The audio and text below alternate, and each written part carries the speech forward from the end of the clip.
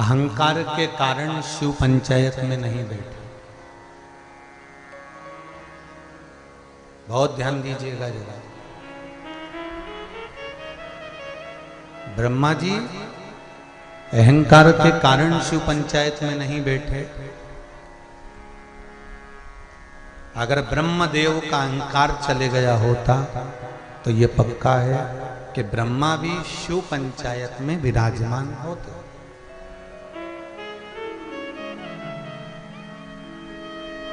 यदि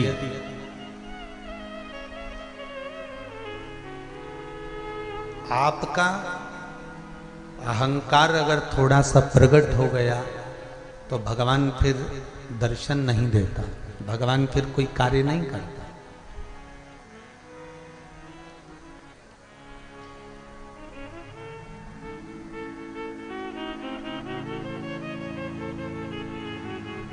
बहुत अगर अभिमान थोड़ा सा भी ऊंचा हो गया, अहंकार अगर थोड़ा सा भी बढ़ गया तो आपका करा गया सारा दान पुण्य संकीर्तन भजन कीर्तन स्मरण ये सब बेकार, इसका कोई मोल तत्व नहीं है।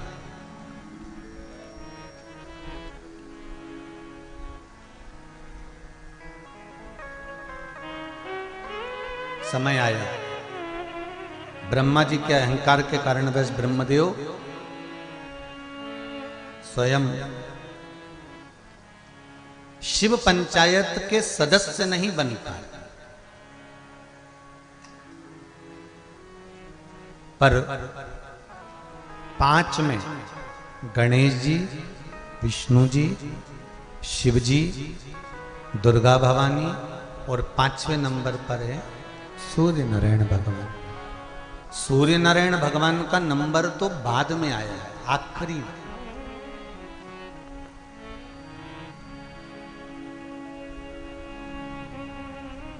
पंच तत्वों में आकाश तत्व,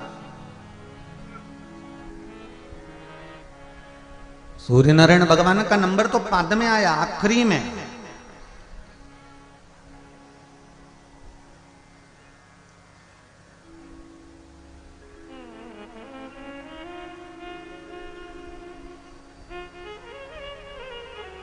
कश्यप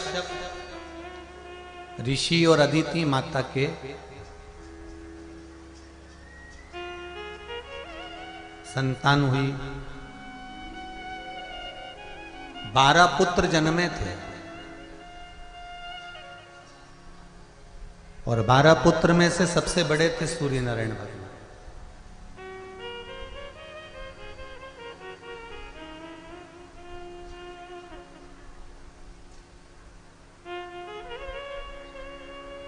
अदिति के पुत्र थे इसलिए आदित्य देव भी कहलाए। क्या कहते थे इनको? आदित्य। उदित, आदित्य, भास्कर, ये सब नामों से शिवजी ये सूर्य नारायण भगवान को माता अदिति पुकारा करती थी। ये जितने भी नाम थे ये माँ अपने पुत्र को जैसे पुकारती है, अपने पुत्र से जैसे कहती है, वैसे ही माँ अपने पुत्र को पुकारा करती है।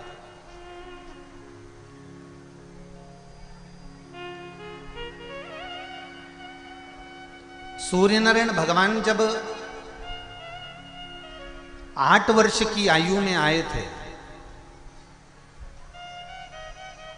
तब माता अदिति ने सूर्य नारायण भगवान को भगवान शंकर के जल चढ़ने का और जो जल नीचे गिरता है उस जल की परिभाषा माता अदिति ने सूर्य देवता को समझाई थी। कितने वर्ष की आयु में? जरा जम के बोलो। 8 वर्ष की आयु। जैसे माता अदिति ने अपने पुत्र को 8 वर्ष की आयु में